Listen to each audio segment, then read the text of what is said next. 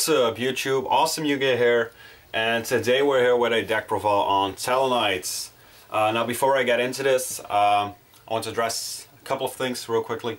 Once again, I've been away for a couple of weeks, not posting anything. There were a couple of reasons for them. One of them is right now I'm working like 40 hours a week, and I have other things that I prioritize before doing before Yugi tubing, especially since I'm not actively playing the game right now. But this is still something that if I have the time to do, I want to do, and especially since my nationals is coming up in like 2 months, something like that. I believe like 2 months. So I am trying to get back into the game. I'm not playing, but I've been watching some streams of Prague, Las Vegas, some ARG stuff back on YouTube, you know, some drag profiles, some explaining on what the decks do, how they work and stuff, because I'm not familiar with all the cards. And I came across some things that I really like the BA Phantomknights deck, which looks really cool to play. Pendulums, which Draco Pulse right now, which can make those big boards, which I kind of like. One thing I came across is that, or what I've seen, is that this format is really dice roll heavy, like one-on-one. If you win the dice roll, especially in like a Draco Pulse mirror match, you're winning that match. If you're you know, as good as your opponent, or even if you're a little bit worse than your opponent is, but you did win the dice roll, so you're still having a good chance of winning. So that's something I really dislike. But we'll be getting one more ban list, and we'll see how that turns out. One more ban list before my nationals, and definitely the American nationals, World qualifier. And probably European qualifier, so I think we'll only be getting one, but maybe for the WCQ, so the World qualifier, there might be another one. I'm not sure on that. I think it's only going to be one, to be honest. So we'll see how that shapes up. I did want to try and play for that at least, or at least the nationals. So that's why I've been. For one thing, I ordered Premium Gold 3. I'm not sure what it's called, but it has a lot of really good reprints, so I ordered a case of that. So I'll be getting some product openings of that. I'll probably just open like a lot of them in one video, speed it up and just give like a case study or something. I'm not going to do like 90 videos of opening boxes of the Gold series, because it's going to get really redundant real quick. And I did order some pendulum cards as well.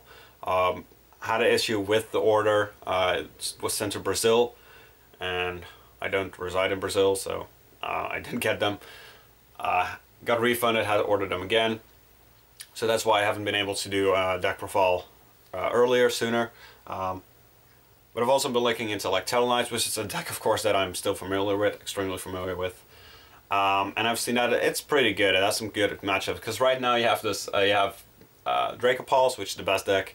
Then you have Cosmo, Monarchs, the Burning Abyss / Phantomknights, Mermails, which and the Power Rangers as well, Super Quantum, which are all pretty good decks.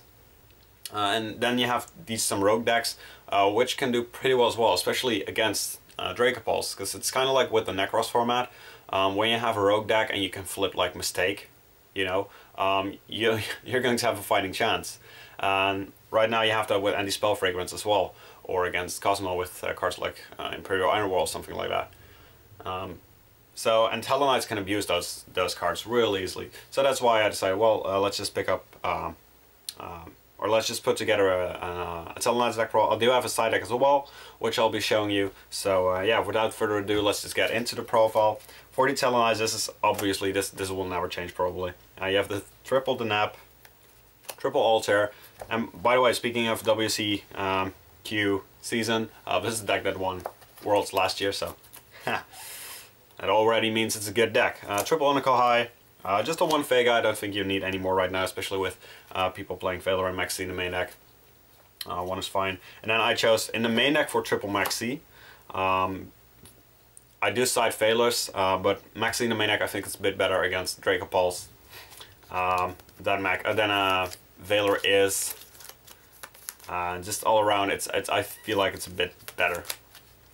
At least for the main deck, like I said, I do side deck Valor. that's all the monsters. For the spells we have triple upstart, double pot of duality, and reinforcements for your consistency.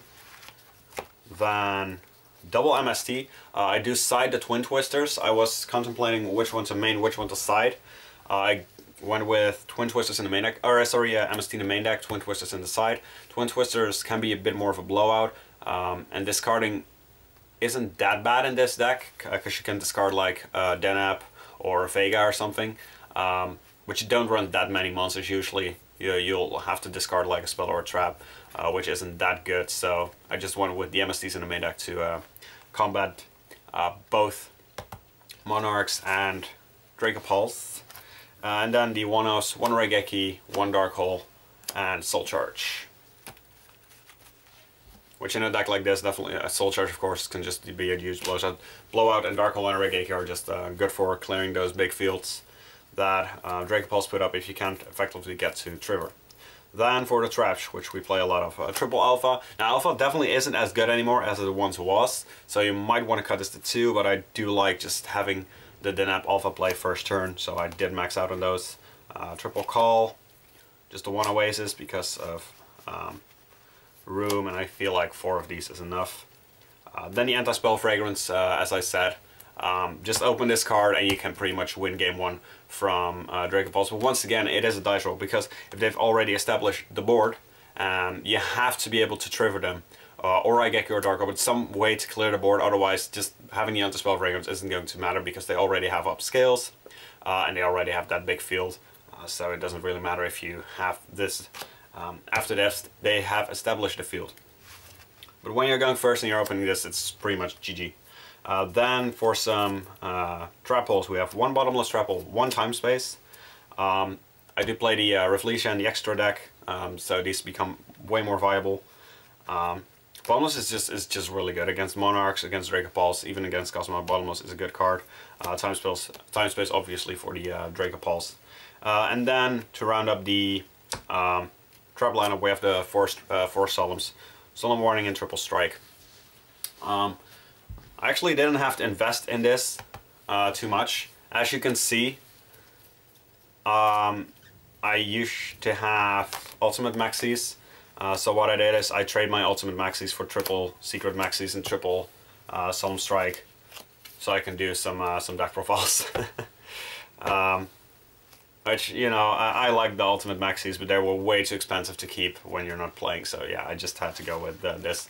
And Solemn Strike, like I said, helping me to do some deck profiles and get back in the game a little bit. So that's the main deck. For the cards, of course, for the extra deck, we have Double Trigger. Actually been contemplating going for a 3rd one. It hasn't really come up for me, but it's definitely something to consider, maybe playing a 3rd Trigger. The Deltaros, Costello Diamond, Tsukiyomi, Castel, also a card you might want to consider running a 2nd one off. I like differentiation in the extra deck, you know, just having all the options, but Castel is definitely the best non-Tellar rank for you to go into, so you might want to go with a 2nd Castel. Cowboy, the 800 can come in handy. Excalibur, this is more because it's like a theoretical out against the Super Quantum Mega King Power Ranger, whatever, you know, the 36 something guy. But he can just, you know, spin things, so you would have to trigger his effect first with something, then makes the Excalibur to run over it, and then they get back all the other Super Quantum cards. So it's in here on a theoretical basis, but this is definitely a card you might want to cut for either a 3rd Trigger or a 2nd Castel. Rafflesia, as I said, Emerald, still a relevant card to get you to your grind game or your late game, or better said, get you through your late game. Not two is not that hard, but getting you through it. Diamond Direwolves, Diamond Dire Wolf, some spot removal. Dweller, which has become even better with Monarchs again, and of course Mermill. That has always been the case. Kargorgan to protect your floodgates. Giant Hand, which we'll be getting a reprint of in gold. So, but Gold Series isn't out while I'm making this video, but probably the day I'm uploading this is the day of the release of the Gold Series. But right now it isn't out yet, so right now I have to use this. But yeah, you can definitely use a Giant Hand in some matchups. And then the number 86 Heroic Champion something. the big guy you can make with like 5 Tellarknights. For the side deck we have triple Veiler. This just it's just really good against Monarchs. If they go with the Eden play, you can Veiler that, you're pretty good. Also, a card I had to sell was the ultimate Veilers I had. They were sitting at 50 each euros. That is, so that's like $60, which I couldn't keep them. I'm sorry, I just couldn't keep them. Once again, since I'm not playing, I had to downgrade, downpip, whatever. Second Dark Hole. Double System down for Cosmo. The Twin Twisters, as said, Twin Twisters definitely for the Draco Pulse matchup. And some other, you know, like heavy back row decks. Triple Imperial Iron Wall for Cosmo, triple Mask of Restrict, and this all just works really great. You know, game 2 or 3 when you're going first with the Carry Corgan and just putting in these floodgates, which don't hurt you at all, and just can straight out win the game against Monarchs and Cosmo, just the bigger decks. And then the final card in the side deck is a second time space trap hole for the Revolution play against Draco Balls mostly, or any other weird pendulum decks, but I don't think. You know, if you're playing Pendulum, you're probably going to play Draco Pulse. So that is the deck. In the comment section down below, let me know what you think of this deck. And what you think of the format right now, and what you think might change in the ban list. I'm not going to do a discussion on the ban list. Maybe after it came out, but I'm not going to try and guess what Konami's going to do, because they're just pretty much unpredictable, to be honest. One thing I did want to get into, or two things actually. One thing is this mat, which is a limited edition Spellground mat, which is multicolor. If you can see the dragon going here. This mat is amazing. This mat is absolutely, I'll zoom out a little bit so you can see it a bit better. Like this. So this mat is absolutely gorgeous. Shout out to Kelsa Brain for making this mat. And then the second thing is, I'm still on Petty Plays, his YouTube channel. We do some Let's Plays. If you actually want to see my face, you can see me in one of his videos. I believe it's the Gang Beast. The game is called something like that, Gang Beast. There's a face cam there and I'm on there, so you can see me there. We also do Dead Realm, we also do I Am Bread, and some other series in the future probably as well. So if you want to see me a bit more often than the content I put up on my own channel, go to Petty Plays. And I think that is it for now. Like I said, there will be coming some more videos. I might do an update on Monarchs, as well as, like I said, I do want to do a Pendulum deck profile. I'll be opening some gold product, and depending on what I pull out of I mean, I'm going to pull everything, but if I don't sell anything, I might be able to do a Cosmo deck profile as well, because pretty much every Cosmo card is in the gold series.